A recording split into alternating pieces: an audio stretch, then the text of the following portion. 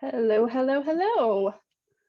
Give everybody a few seconds here to get on logged in, but welcome everyone to our to-dos for incentive travel. Happy you're all joining us today. Yes, hello absolutely. Our panelists, you're all live on the World Wide Web. Perfect. Well, it's exciting to have a chance to cover our outlook and trends, as well as how we try to make those actionable and take the best research from different places and trends we see with our clients and then turn them into actionable to-dos. That is right. Well, thank you, Mike, for that tee up here, but welcome again to everyone joining us for our second webinar in our Outlooks and To-Dos series. Today, we're going to focus on incentive travel, and we appreciate all of your time and joining us for this next half hour. All right, so it's pretty fitting that we are holding this on Groundhog's Day. If you're stuck in a polar vortex like those of us in DFW, you're probably feeling the Groundhog Day blues. We changed all of our backgrounds here to BrightSpot's top incentive destinations for 2023, which we'll link to later. But hopefully that brings a little bit of sunshine into your lives and gets a little wanderlust going for you. And hopefully the conversation we have around travel today will help shake up those blues. So happy Groundhog's Day to everyone. As I mentioned, this is the second webinar in our series. If you missed our channel incentive webinar earlier this year, we will go ahead and link that in our chat for the recording, but you'll also receive the recording and our PowerPoint slides in a follow-up email after this.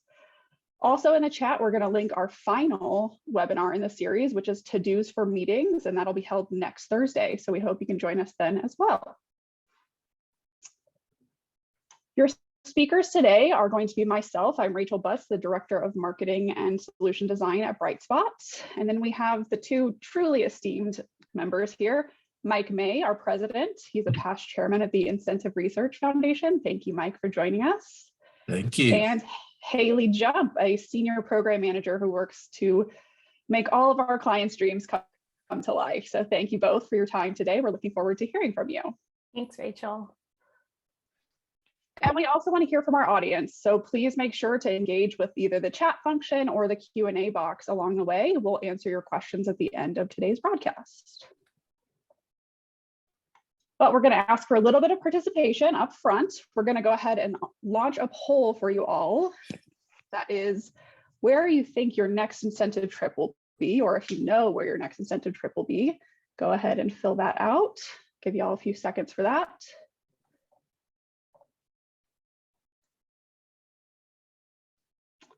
What do we think?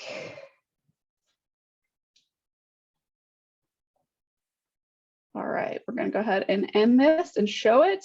Any wild guesses for our panelists, what it might be? I tried this last time and I guessed wrong, so I don't have the courage to do it this time. I'll have the courage. I'm hoping for Europe. Want to see those farther destinations.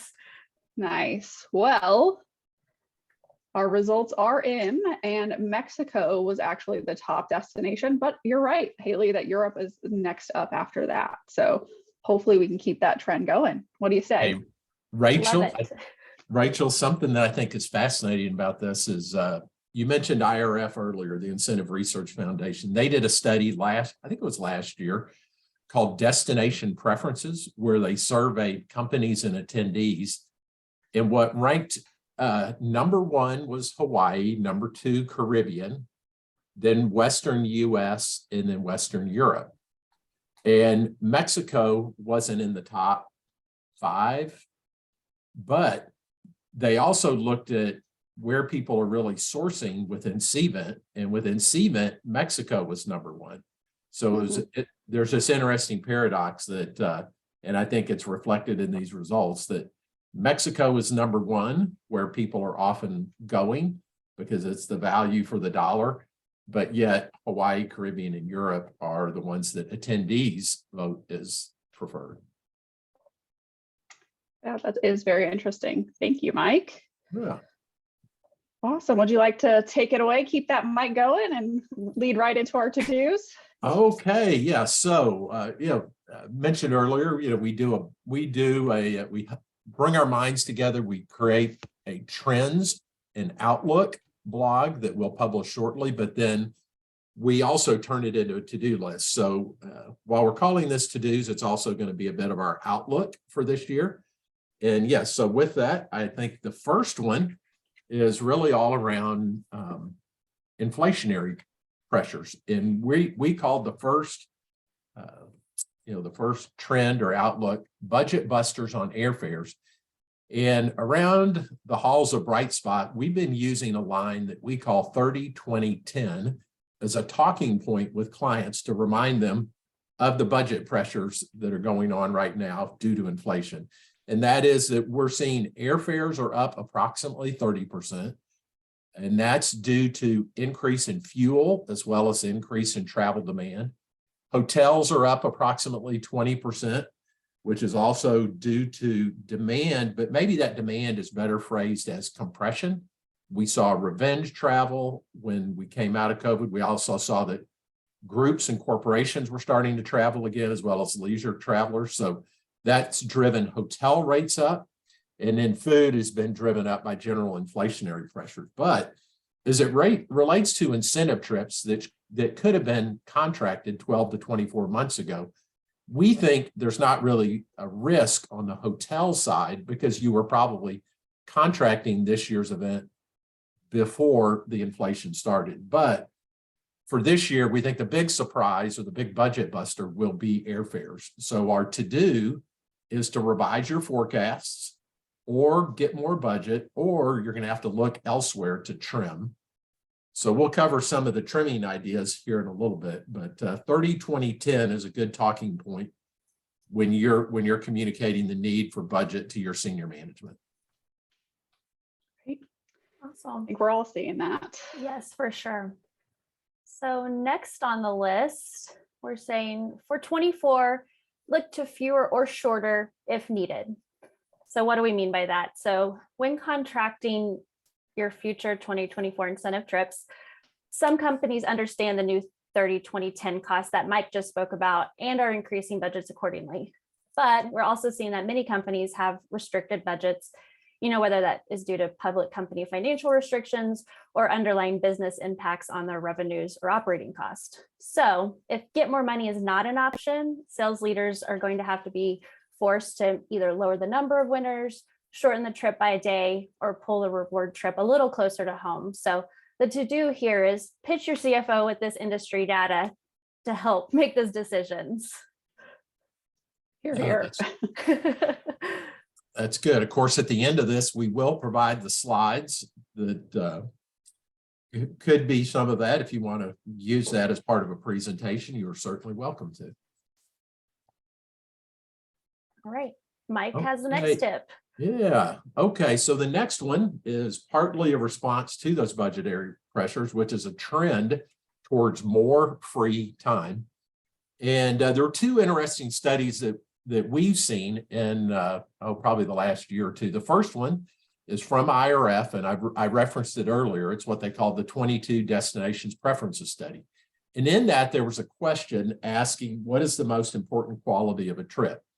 And you see the number one response, which was ample time to relax, which was an interesting feedback. It was also a bit of a surprise to the people at IRF because, we were expecting it to be things like the chance to get away or, FaceTime with senior execs or being recognized by senior executives. But the number one most preferred element of an incentive trip was the ample time to relax, which I think probably is a reflection of how busy we all are, how stressed our lives are, how, we went through a period of time where governments told us where we could go and when we could go, and if we needed to wear a mask or if we had to get a vaccine and if we could get back into the country. There were just a lot of rules. So, companies and attendees are starting to see, hey, there's a greater demand for free time. And then I'll give a shout out to our competitor, Merritt's. I was on a panel with one of their executives, and he mentioned an attendee survey they did where they asked all of their programs what the preferred activity was. And the number one preferred activity was day at leisure. It was not golf, it was not spa, it was not zip line, not cooking classes, any of those things. So I think that's interesting. And, you know, as one more side, I think it's interesting that companies and planners like Bright Spot put together these glorious trips to 5-star destinations, but then we put people on a bus to take them outside of that 5-star resort. So attendees are saying, let me enjoy the 5-star resort. So our to-do is multi-feature to avoid the over-programming, build in more white space into that agenda, and then also save some money, which will really be critical this year because of the rise in airfares. Haley, talk to us about the flip-flop from farther after nearer, right? Yeah. So if anybody tuned into our webinars last year, Bright Spot shared the trend that we would be nearer in 22 and farther in 23. And both of those predictions came true. So in 2022, we saw many trips staying within the region, you know, generally North American destinations of the US 48, Mexico, Caribbean. And now in 23 and 24, we're seeing trips are going farther to Europe, Hawaii, and other transcontinental stops. So in looking a little farther, here are a few of my favorite places from our top 20 destinations list. Prague is an amazing location to experience preserved old world charm. It's one of my most favorite cities in the world. It's one of the few European cities left unscathed during World War II. So a lot of the beautiful architecture is original in most cases, and it's full of history. It also offers a really great US dollar value. Switzerland, with its small footprint but endless possibilities, there really are so many different options when designing your incentive trip. And this is a great choice for a split program. You can begin in the mountains by visiting Zermatt and the Matterhorn. Not only can you ski year round there, but you can also allow attendees to ski into 2 countries in one day, both Switzerland and Italy, and then take them to Zurich afterwards, you know, the financial capital. It's full of history, wonderful restaurants, and of course, delicious Swiss chocolate shops. And then Sorrento. So we're calling this a different Italy.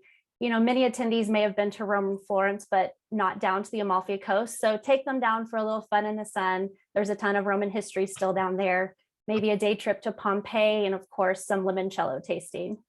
And last but not least, Portugal, which is also a great value for the euro. Besides their great wine and food scene, it also offers a very diverse landscape.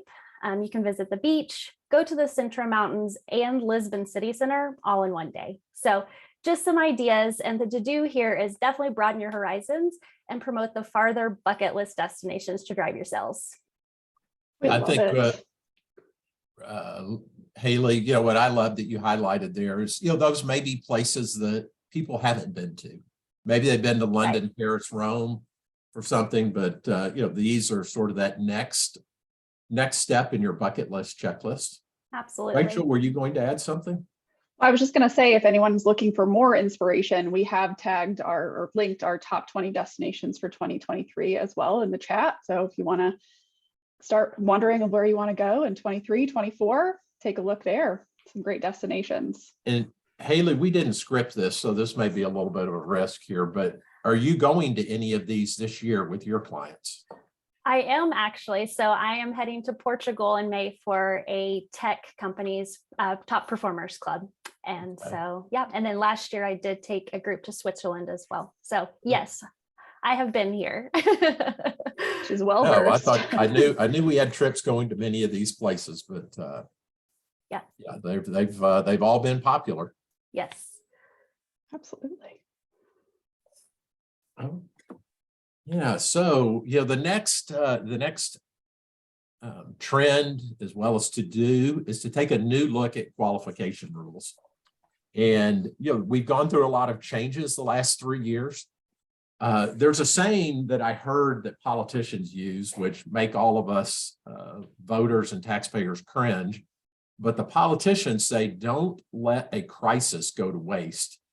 And, you know, while that is distasteful, it's got an element of truth that applies to what businesses have been going through over the last 3 years. So we think this is the perfect time to take a fresh look at qualifications, because many companies' goals have changed, their products have shifted, maybe they're going after new verticals or new geographical markets. The target audience question there could be twofold. That could be target audience in the way of customers may have shifted, but also target audience internally as to who are the revenue drivers. And one of the things we're seeing is that many companies are adding what we call friend of sales positions, which may be non-sales positions, but those people that help drive revenue. And many of those could be nominated, or the chief sales officer or chief revenue officer may choose to recognize people, but we're seeing non-sales attendees join in on many of these President's Club trips. And the GTM is go-to-market. So again, many companies are shifting their go-to-market. So we think it's a time to shred the old rules and grab a clean sheet of paper and really look out on the horizon and think about how should we change our qualification rules for who wins the chance to go to President's Club trip. And Mike, I'm seeing this a little bit with some of my groups, friends of sales. You have the sales engineers, you've got some marketing people in the mix, maybe even finance. So I am seeing that in some of our qualifiers. Even a lot of companies, the installation engineers have become a critical role, or success managers for software companies that are helping those companies implement complex solutions, whether it be hardware or software. All right. So our next to do is incorporate those local gifts. While everyone loves, a beautiful pair of Maui Jim shades on a beach getaway, local gifting has really risen for two reasons. One, the younger generation of winners value that authenticity. They value those cultural connections and reinvesting in the local community. And then local gifts can save on cost. This includes fuel costs, shipping, customs and import taxes. And another thing, going local can also help with tight timelines, since inventory doesn't need to be shipped in. So your to-do for this is, when you're looking at your program gifting strategy, add in one of those local market vendors. Haley, I heard another client say that they really like this because it instead of them going outside of the resort for 4 hours to go to the local shopping street, this was a way for us to curate the best and bring it into the resort, so they didn't have to go off property. 100%. And allows those people to spend that more time at leisure, like they're asking for, not spending time off property. Haley, I'm curious, since you've been on site doing these, of all of these items, is there a certain category that you think is most popular, whether it's a hat or handbag or a wrap? Or I would say we're seeing the hats are hugely popular, especially in the warm destinations. And then it's always nice to include some sort of bag choice as well, because most people, if you're on the beach, you're going to need something to put all your stuff in. So I'd say bags and hats are top. And do the ladies like big hats or little hats? The ladies like big hats, Okay. but the ladies can, All the trends. can wear whatever. The trends are big hats, but whatever floats your boat. Okay, good. Well, I my wife's appreciate that got porcelain skin. Yeah. my wife's got a birthday this month, so I need a birthday idea. A big hat and a bag, Mike. There you go. Can't All go right, wrong. thank you.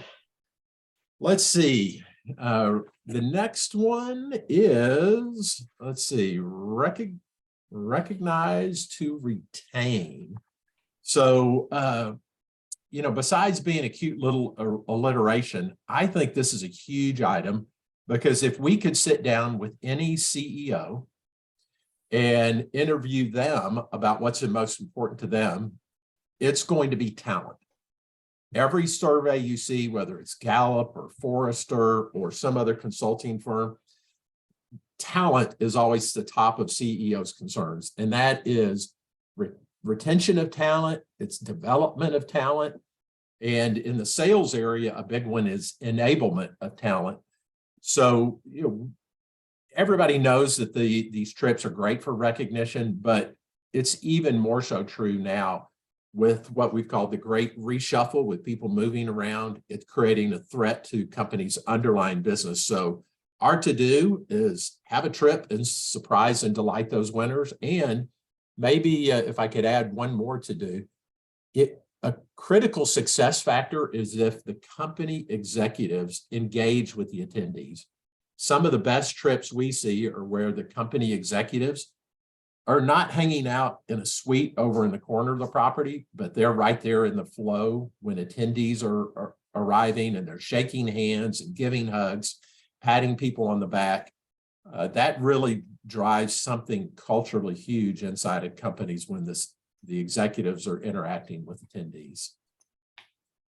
I'd agree. And I think my next to do goes hand in hand with what you just talked about. So incentive travel builds culture. I mean, that's just the long and short of it. So 91% believe that with a dispersed workforce, incentive travel has an even more critical role in building engagement and company culture, according to the annual Incentive Travel Index study from the Incentive Research Foundation. So while one may expect that financial ROI is the reason for gathering top performers, 66% of buyers actually declare the soft power benefits, such as focus on company culture, engagement, and relationships, to be more important in future programs. So the remember and the to-do ears, remember to soft benefits do create ROI. Yeah, Haley, I think that's so important too, because, especially, every few years, the CFO wants to ask, well, what's the hard ROI of this trip? And, what this study shows is the hard ROI of increasing sales has been going down the list of priorities, and what's been rising up is the soft benefits. So it's what we just talked about earlier, is recognition, retention, enablement, engagement. But if you're challenged to prove a hard ROI, here's a great term: dollarize. Do some calculations to dollarize the benefits of things like retention. I know we had one client that quantified the value of retaining people for a year or two longer relative to the cost of training new people, and that alone gave a hard ROI for the trip. Yeah. All right, well, I think we have one more trend left today, and then we carved out time for questions. But we live in a world where every day on the news and in the press and on media, we hear about diversity. But I want to talk about a diversity of a different kind. It's not diversity based on gender or religion or skin color or ethnicity. I saw this study recently that I thought was fascinating, because the diversity of a different kind is generational diversity or age diversity. And this study from Live Career said that 89% of people strongly agree that generational diversity in the workforce is something positive. And it went on to talk about how, the older generation can learn from the newer, about what's trending, what's going on technologically, but the younger generation can get mentorship from the older generation and get some of that business wisdom. So within the workplace, while we do have a lot of DE&I initiatives, I think as it relates to incentive travel and meetings and interaction, generational diversity is something that affects all of us every day. So the to-do, as we say, think outside of our box. In this case, think outside of our age and try to put ourselves in the attendee's shoes of what they may like as far as a destination or an activity. So generational diversity. And with that, I think, Rachel, we yield the floor to you. Awesome. Yes, definitely a good tip on generational diversity as well, Mike. I think, especially when you're talking to that decision maker who might be outside of a different generation, it's really good to, like you said, put yourself in the attendee shoes and ask them to put themselves in the attendee shoes as well. So thank you. As Mike mentioned, we're ready for some Q&A. We have a couple that have already come in, but we'll give you some time if you want to add some questions. In the meantime, we'll review a couple really good resources that we have provided for you. The first one is our ebook on how to start an incentive travel program. We'll put the links in the chat, and we'll also link in the PowerPoint doc after our follow-up email. And then our second, as we've mentioned before, is our top 20 incentive travel destinations for 2023. So take a look at those. And last but certainly not least, our finale for our to-dos series will take place next Thursday, February 9th, same time, 2 p.m. Central Time. And that will be a focus all around to-dos for meetings. So we hope that you will take a look at that as well and join us next week. So, all right, we have a couple questions coming in here. First one is, in regards to local gifting, would you recommend a local shopping market experience as a way to provide gifts to winners? And I assume that means an offsite experience versus bringing an artisan on site. How do y'all feel about that? If we're talking about going offsite, I would recommend actually trying to keep everything on site. If you can bring those vendors that may have their own shops and such on the island on property, we do that a lot. I think there's a little bit more locus of control. You also have your hotel partners there to help back you up with setup needs and all of that. So there's a little bit more control to bringing it on site versus off. Mike, would you agree? Yeah, well, I think we see that especially in Mexico or certain destinations where I don't know. Well, I'm not implying anything. There can just be more logistical challenges. Right. However, one of the little secrets in this business is if you have a list of activities and you have 5 activities like golf, spa, zip line, catamaran, that including a shopping day can be one of the most cost-effective options, because it may just cost $100 to bus people off to a destination. Maybe you provide lunch at that shopping destination, whereas spa or golf or some of these other things could be $300 a person. So even going offsite can be a way to drive down the cost if you need to. That's a good point. Makes sense. All right, our next question is, do we, our esteemed panel, have any suggestions for combining a business meeting with an incentive type trip within the US 48? What are we seeing as some of our trending destinations in the US 48? Yeah, sure. Boy, I love this question for multiple reasons. One is, I've seen companies that aren't quite of the size or budget to be able to afford an incentive trip, that what they do is maybe tack on 1 extra day or 2 extra days wherever their sales kickoff meeting occur or their business meeting occurs, so that if you're already flying them, even if it's to Las Vegas, maybe they stay 2 days longer and have a recognition dinner. But the second reason I love this question is one of our popular web pages is on, let's see, Rachel, what's it called? Like best domestic destinations or? That's exactly it, our best domestic destinations. If you Google search best US domestic destinations for incentive travel, and what always comes up is both coasts, the Souths on both coasts. So California and Arizona are always popular, and then over on the other one, Florida is popular. But we've one of the things that we kind of highlighted was Charleston, Kiowa Island, and an area called Palmetto Bluff, some neat places over around Savannah and Sea Island, Georgia. So those are some popular places. But I bet you're thinking of something else too. I was going to say, go ahead, Haley. You already hit California, but I think when people maybe think California, thinking more the LA, but like Santa Barbara is an amazing destination to do both. Yeah. Orange County area on the other extreme of LA. Yeah, and I would say we've seen Nashville and Austin are booming as well. So definitely both for the business and leisure, the bleisure, if you will. Yeah, right.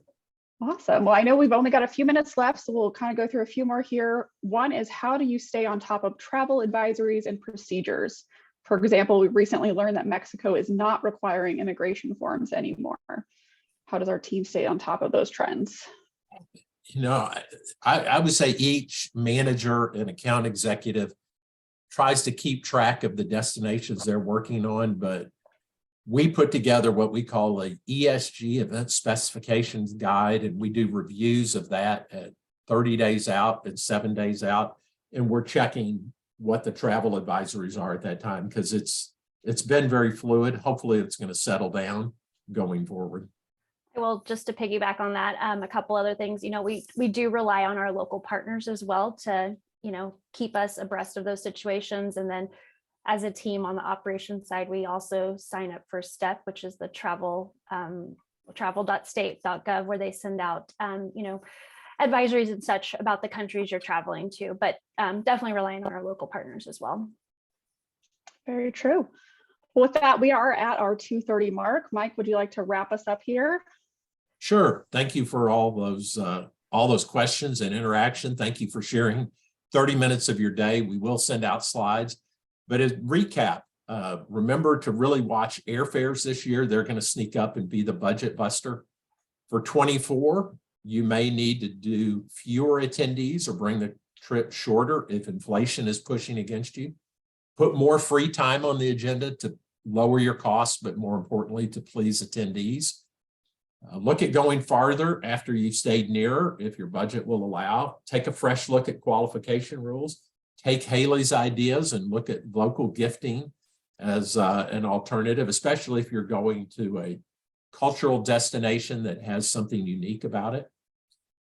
Maybe the biggest one is recognize and engage to retain talent. It's a talent war right now. And then remember that incentive travel builds culture. Familiarize yourself with that term of soft benefits. And then keep in mind the generational diversity in the workforce. But thank you again for sharing your time. Haley and Rachel, thank you for coordinating this. And we'll look forward to seeing you on a broadcast soon. Join us next week if you're a meeting planner, because next week we're going to talk about meetings. Absolutely. Same time, same place. Thank you, everyone. Thank Thanks, you. Haley and Mike, for all you've done. Bye-bye. Thank All right, you. bye, everyone.